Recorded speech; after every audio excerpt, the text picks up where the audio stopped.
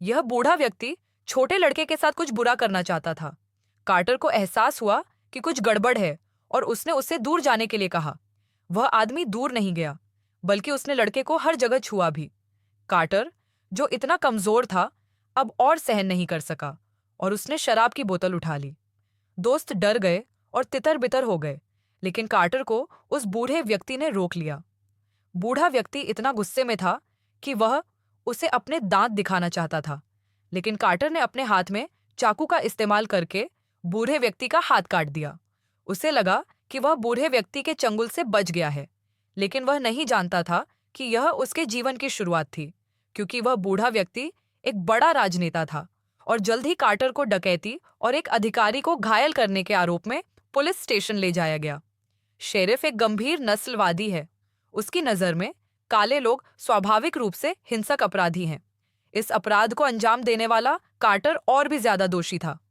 Quarter सिर्फ 11 साल का था और उसे डिपार्ट नहीं भेजा जा सकता था, इसलिए उसे 10 साल के लिए किशोर हिरासत केंद्र में भेज दिया गया।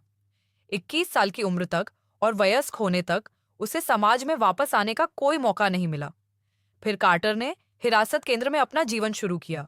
पलक झपकते ही 8 साल बीत गए। कार्टर, जो बगीचे में जीवन बर्दाश्त नहीं कर सकता था, इसलिए कार्टर जेल से भाग गया। जिस आजाद दुनिया की वह चाहत रखता था, उससे भागने के बाद कई सालों तक सेना में सेवा की। अपनी सेवा के दौरान उसका जीवन काफी बदल गया।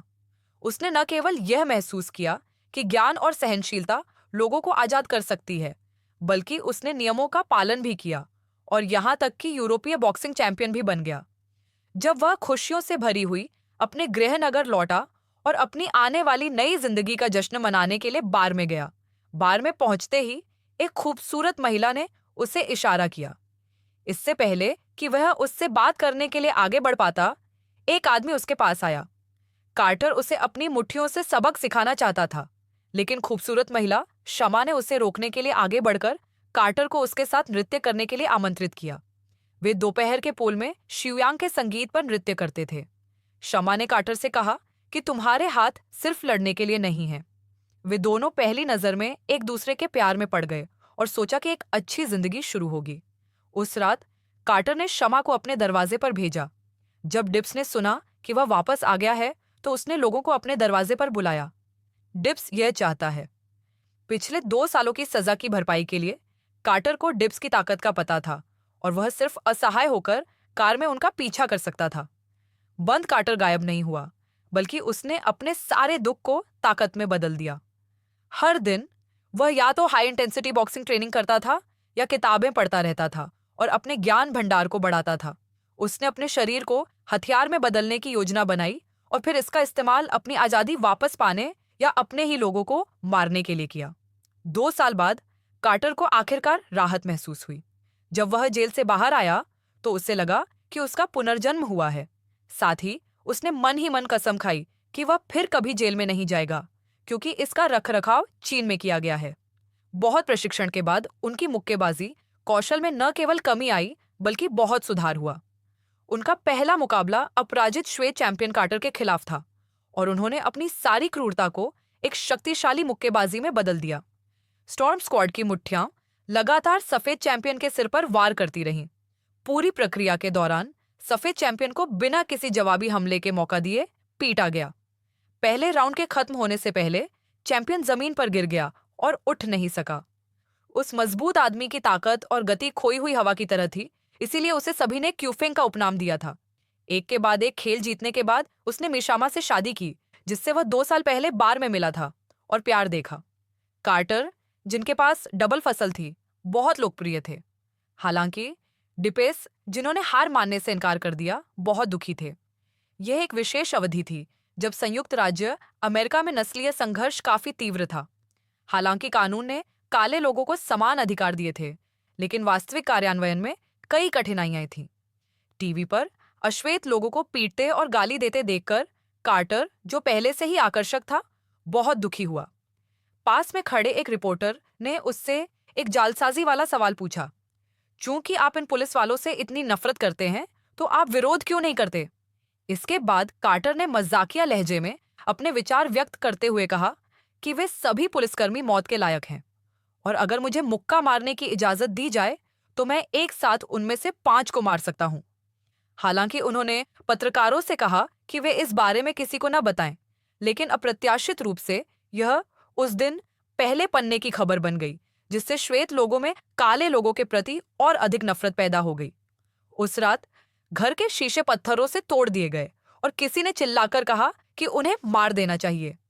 इन निग्रो पत्नियों को नहीं लगता कि उन्हें ये बातें सार्वजनिक रूप से कहनी चाहिए। यद्यपि कार्टर यह बात अच्छी तरह जानता था, लेकिन वह हर समय एक पिल्ले की तरह मारा पीटा जाना नहीं चाहता था। और फिर वह नहीं जानता था कि आगे उसे किस तरह की स्थिति का सामना करना पड़ेगा। कुछ ही समय बाद कार्टर ने एक अन्य मुक्केबाजी मुकाबले में अपनी पूरी ऊर्जा के साथ प्रदर्शन किया। भयंकर मुक्कों ने सीधे श्वेत प्रतिद्वंद्वी को जमीन पर गिरा दिया और उसने अपने प्रतिद्वंद्वी को पीटने के लिए अपनी मुट्ठियों का इस्तेमाल किया। अगर रेफरी अपने प्रतिद्वंद्वी को रोकने के लिए आगे नहीं बढ़ता तो वह सीधे नॉकआउट हो जाता। ऐसे मैच में, एक ऐसे युग में जब गोरे लोग लोगों को नहीं पहचानते थे, गोरे व्यक्ति को आखिरकार विजेता के रूप में आंका गया। परिणाम सुनकर दर्शकों ने हूटिंग की और कार्टर बस कड़वी मुस्कान के साथ मंच से चला गया। अब उसे गोरे लोगों के साथ हो रहे अनुचित व्यवहार पर आश्चर्य नहीं था। रात को उदास महसूस करते हुए वह मौज मस्ती करने के लिए बार में चला गया। उसने सोचा कि जब तक वह विरोध नहीं करेगा, वह शांतिपूर्ण लोगों को धमका सकता है। हालांकि चीजें उतनी सरल नहीं थीं जितनी उसने कल्पना की थी। जब वह बार में शराब पी रहा था, पास के एक बार में हत्या की घटना हुई।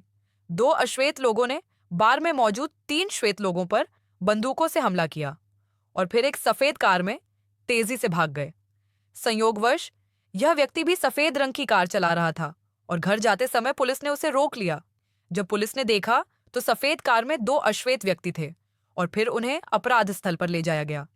यद्यपि गवाह ने अपना सिर हिलाकर संकेत दिया कि यह वह नहीं था, लेकिन डिस, जो हमेशा उससे नाखुश रहता था, उसे जाने नहीं दे रहा था और जल्द ही उसके पास आया।